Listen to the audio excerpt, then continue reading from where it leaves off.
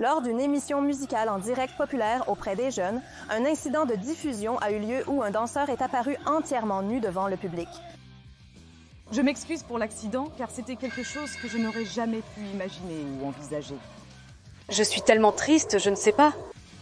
Comment j'aurais pu faire ça lors d'une diffusion publique ?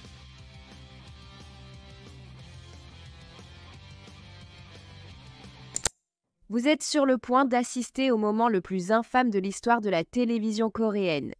Mesdames et messieurs, voici l'histoire de comment une seule performance en direct a conduit à des millions de téléspectateurs traumatisés.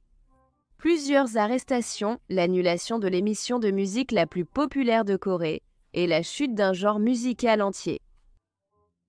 Donc l'année l'était 2005 et l'un des styles musicaux les plus en vogue en Corée était en fait le rock indépendant. Les groupes indépendants, sans affiliation avec une entreprise de divertissement traditionnelle, étaient populaires dans tout le pays. Et il y avait des groupes comme No Brain, Crying Nut, Lazy Bone, Buzz et plus encore qui rassemblaient d'énormes bases de fans et devenaient grand public. Afin de tirer parti de cette nouvelle tendance, les stations de diffusion, dont l'une des principales chaînes de télévision coréenne, Munhwa Broadcasting Corporation, ont commencé à présenter de plus en plus de ces groupes indépendants. À l'époque, Munhwa Broadcasting Corporation avait un programme musical hebdomadaire très populaire appelé Munhwa Broadcasting Corporation Music Camp, qui est en quelque sorte l'équivalent de l'époque de Milk Countdown ou Inkigayo. Cette émission était diffusée chaque samedi après-midi et dans chaque épisode, ils incluaient un segment spécial appelé « Est-ce que cette chanson est bonne ?», qui était dédié à la présentation de nouveaux groupes indépendants en devenir. Park Seong-ho est un groupe de punk actif au Hongdae Live Club. Cela nous amène à un groupe de punk rock appelé RUX qui a été sélectionné pour figurer dans le 267e épisode de l'émission. RUX était un groupe de 4 membres fondé par son chanteur principal, Won Jung-gi. Et comme beaucoup d'autres groupes indépendants, ils se produisaient généralement dans des bars et des clubs du quartier de Hongdae, le groupe ayant même ouvert son propre lieu de musique underground appelé Skunk Hell. On dit que lorsque Munhwa Broadcasting Corporation a approché RUX pour la première fois, les membres étaient en fait assez hésitants à l'idée d'apparaître sur Music Camp. Ils n'avaient jamais joué dans une émission de musique grand public auparavant. Et quand ils ont réalisé qu'ils devraient chanter sur une piste d'accompagnement, ils ont senti que cela compromettrait l'authenticité de leur musique. Et toute cette histoire semblait un peu, vous savez, corporatiste. Mais c'est alors que Won Jung-ki a eu une idée. Pourquoi ne pas simplement inviter quelques musiciens indépendants à les rejoindre sur scène ? Non seulement cela animerait le spectacle, mais cela pourrait également aider à augmenter l'exposition publique de la scène punk rock indépendante. Quelle excellente idée! Sauf que les choses ne se sont pas exactement déroulées comme prévu. Et ce qui a fini par être exposé publiquement était quelque chose que personne n'avait demandé.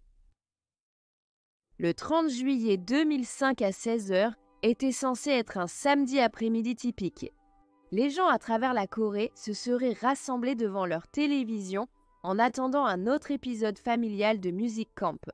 Mais ce qu'ils ont vu à la place, ce sont des pierres accompagnées d'une foule de plus de 21 marginaux ivres, maudissant, agitant des doigts d'honneur et paradant avec des symboles de haine sur scène. Mais juste au moment où on pensait que les choses ne pouvaient pas être pires, ceci est arrivé.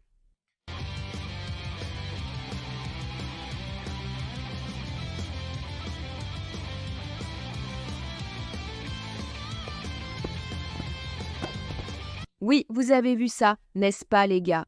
Maintenant, évidemment, j'ai dû censurer cela pour YouTube, mais en gros, 2 hommes portant du maquillage de clown ont soudainement enlevé leurs pantalons et ont sauté au centre de la scène avec leurs saucisses qui se balançaient dans l'air.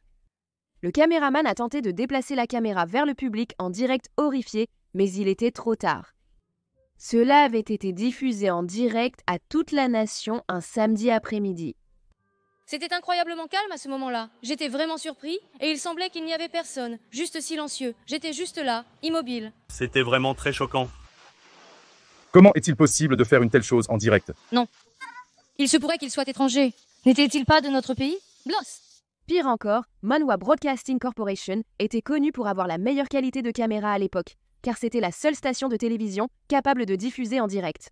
En 1080p, ce qui signifie que le public coréen aurait littéralement eu droit à une présentation frontale complète et en ultra haute définition.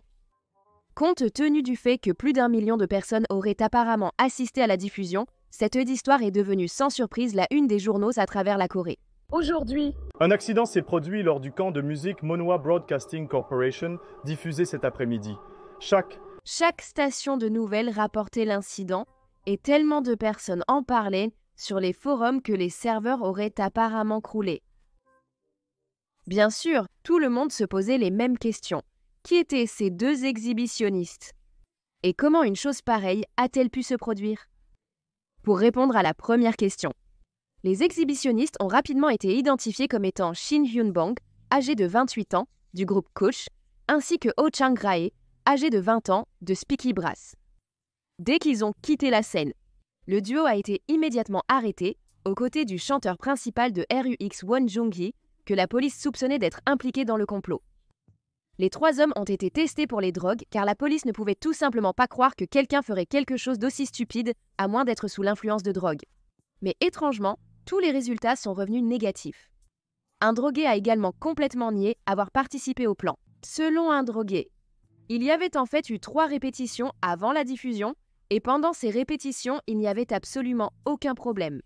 En fait, le directeur du camp de musique avait même remarqué que tout le monde était trop calme, probablement parce qu'ils étaient trop nerveux.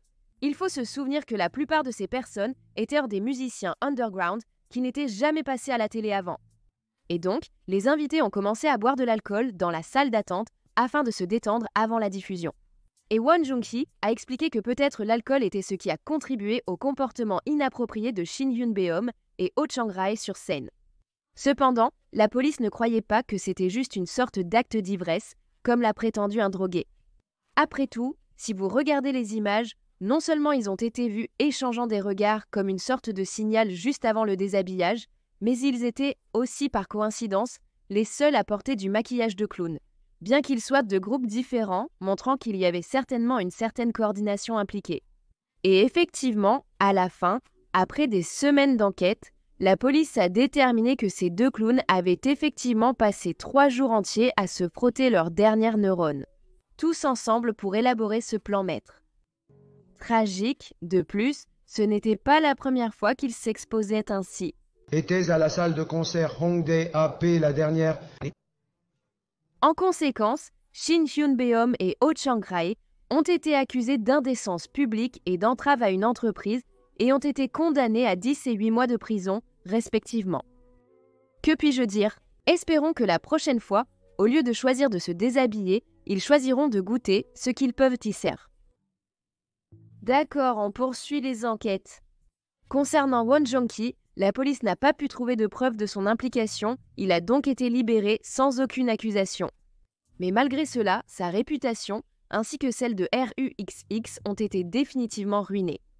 Cette scène désastreuse marquerait la première et la dernière fois que RUXX ait jamais été invité à se produire à la télévision, et le groupe a sombré dans l'oubli peu de temps après. Pour leur part, dans l'incident, Monhwa Broadcasting Corporation s'est excusé à de nombreuses reprises. Cela comprenait des excuses de la part des MC sur Music Camp sur un. Les MC de Music Camp se sont excusés pour un incident regrettable survenu lors d'une émission. Ils se sont inclinés, ont présenté leurs excuses et veilleront à ce que cela ne se reproduise plus. Nous nous excusons sincèrement une fois de plus. Les producteurs de Monhwa Broadcasting Corporation et une excuse formelle qui a été lue à haute voix lors de leur bulletin de nouvelles quotidien. Mais ils ont toujours fait face à une vive réaction du public, ayant apparemment reçu plus de 10 000 plaintes rien que ce samedi-là. En réponse, la station de télévision a tenu une réunion d'urgence le jour même où il a été décidé que Music Camp serait définitivement annulé. Cela a entraîné la perte soudaine d'emplois pour des dizaines de salariés et a perturbé les promotions d'albums de nombreux artistes actifs à ce moment-là. Ce n'est que 3 mois plus tard que NBC est finalement revenu avec une version rebrandée de l'émission, cette fois sous la forme de Show Music Core, que vous connaissez et aimez sûrement tous aujourd'hui. Le scandale a également provoqué des changements généralisés dans toute l'industrie de la télévision coréenne, les chaînes mettant désormais en place un délai de 5 minutes pour toutes les diffusions en direct afin de prévenir tout incident similaire. C'est un peu similaire à ce qui s'est passé aux États-Unis avec l'incident de Justin Timberlake, et oui, je l'appelle l'incident de Justin Timberlake. Mais alors que la Monhwa Broadcasting Corporation a pu se remettre rapidement de cette controverse, Malheureusement, on ne peut pas en dire autant de la scène musicale indépendante de la Corée.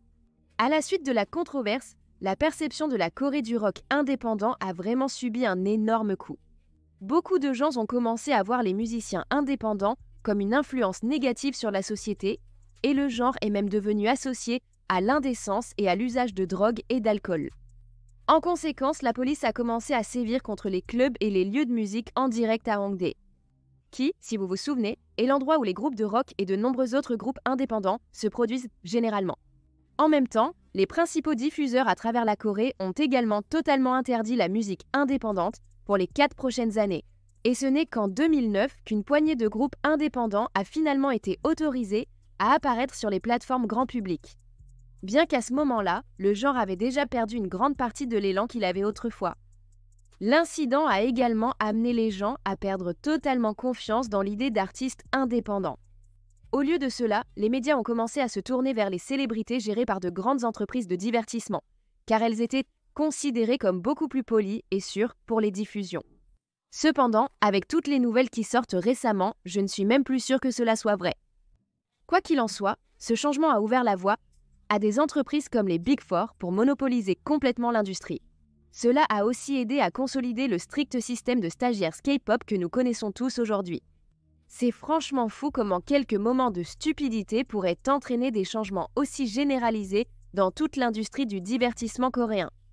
À ces exhibitionnistes, j'espère que ce court plaisir en valait la peine. Mais bien sûr, tout cela me laisse me demander à quel point les choses auraient pu être différentes si cet incident n'avait pas eu lieu. Le K-pop serait-il toujours aussi populaire qu'aujourd'hui, ou serions-nous tous en train d'écouter du K-rock à la place? N'oubliez pas de me faire part de vos réflexions dans la section des commentaires. Si vous avez apprécié cette vidéo, j'aimerais vraiment que vous lui donniez un pouce en l'air et vous abonniez. Comme toujours, mes notes de recherche pour cette histoire seront sur Patreon. Enfin, un grand merci à Fashion Chingu, sponsor de cette vidéo, ainsi qu'à Shin Yunbom et Haute Shanghai. Je vous assure que s'ils portent ces vêtements, vous ne voudriez pas les leur enlever. Et sur ces mots, je vous retrouverai la prochaine fois. Au revoir, merci d'avoir regardé et un grand merci à mes membres Patreon pour leur soutien à ma chaîne. Si vous souhaitez regarder des vidéos de réaction et d'autres contenus bonus, n'oubliez pas de les consulter sur mon Patreon.